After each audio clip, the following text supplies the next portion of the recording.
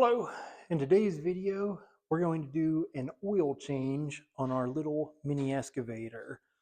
This was or is the in front YFE 18, but it has the Briggs & Stratton 13.5 horsepower engine in it. So that part of it is going to be similar across a lot of these different brands.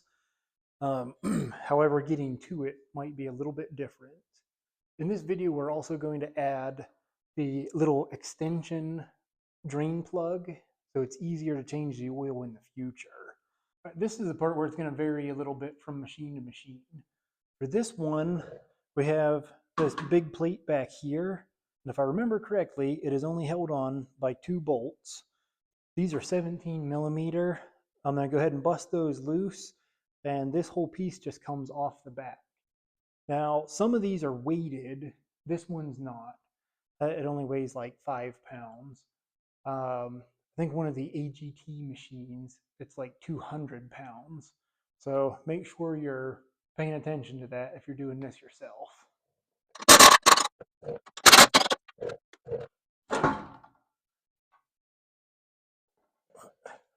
Try not to catch your door too bad there. And then this just comes off. You know what? I was wrong. This is probably closer to 15, 20 pounds. If you've already done this once before, then you'll know that this stuff goes everywhere when you try to drain it. So what I'm going to do is take some old rag here and try to build a little bit of a dam. Hopefully we can focus the oil to drain in one direction. I'm sure it's not going to work great, but it'll help a little bit. The last time I did this, I had oil leak the entire plate. You know, this big plate down here, it went all the way across it. So if we can keep it to a minimal, that would be nice. So this is the drain plug that we're taking out. And here's a little close-up of my handiwork with those rags. You see, I just put one on each side. Now that is a raised plate. So we've got a little spot right here that the oil is going to seep down through. So the oil will go down and hit this plate. And you can see that drain hole here. There's another one in the back and the end of the plate. So at least now we have it focused in one channel somewhat. We'll see how that works. So my oil pan doesn't fit all the way under there. I can't squeeze it between my motors, the drive motors down here. So instead, I had to use my Genius, and I'm going to stick this little piece of tin foil that I've bent up. It slides up under here, in between my cloth, and up under that lip. So it should catch our oil and funnel it right out here to land right in our oil pan. Hopefully. So now we're ready to go ahead and pop that bad boy open and start draining. All right, let's see if this worked. The little drain plug on that is a 12 millimeter. Let's go ahead and bust her loose.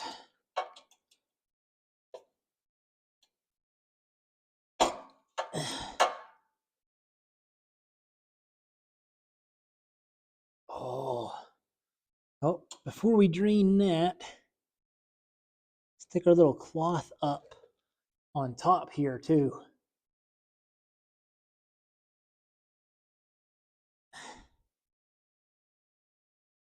There we go.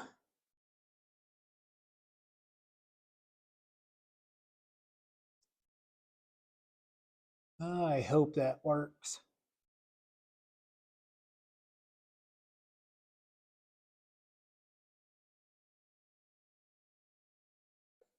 Hey, look at that. I think we're actually catching most of it.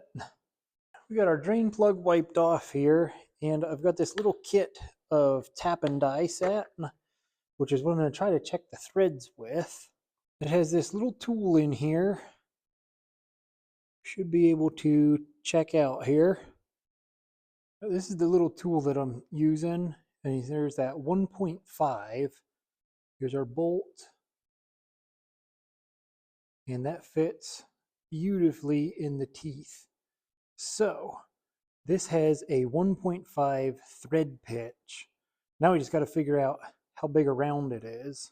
We don't need to thread this down on there because we're not trying to rethread it. Just a couple, make sure it goes down a couple of turns. This is the M12 by 1.5 for that 1.5. So that's what thread we got to find when we go and order our drain hose extension. So it's been a couple of days. We've got our piece in. That's the threads that we need to screw into the engine. And this is just the simple design. This little cap here seals up and holds our oil in.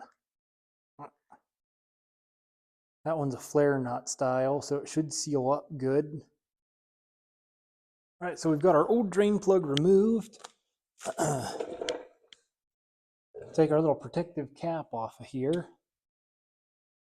And I already test fitted this. I got lucky here.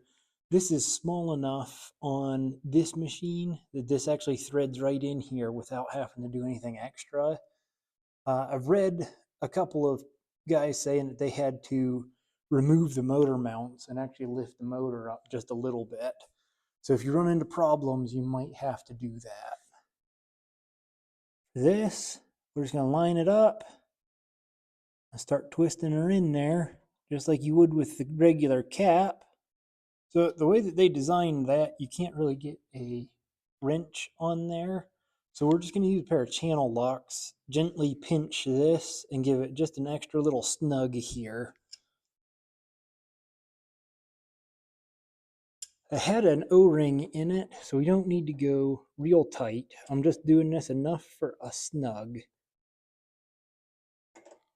That's it. Now I can just set this off to the side somewhere or another. I think I'll probably try to do that with it. It should be up out of the way. And then all we got to do is pull it back through here when we're ready, pop this off, and make it so much easier to drain. All right, we're ready to start filling this thing up. I'm going to use one of these extendy, bendy funnels. I just filled it through the dipstick hole last time. If you're curious what oil I'm using, I'm just using some Valvoline full synthetic 1030 for it. I mean, everyone's got their own opinion on what to run for it, but I know this is a pretty high quality oil and it's pretty good at thermal breakdown, which these little engines kind of get hot. So that's my reasoning for trying that out. All right, so we've leak checked it. We've double checked our oil levels. Last thing left to do here is make sure we put a little snugness on this. Don't want that cap getting loose and then it leaking out everywhere from that. That would make for a bad day. You just need to give it a little eek. And then we can set this up out of the way.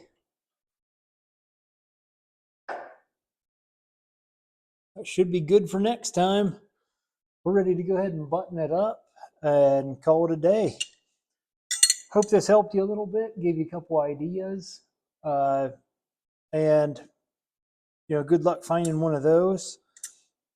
Remember, there are 2 or 3 different thread patterns for it, so you have to know which one you're going to order. But good luck. We'll see you next time.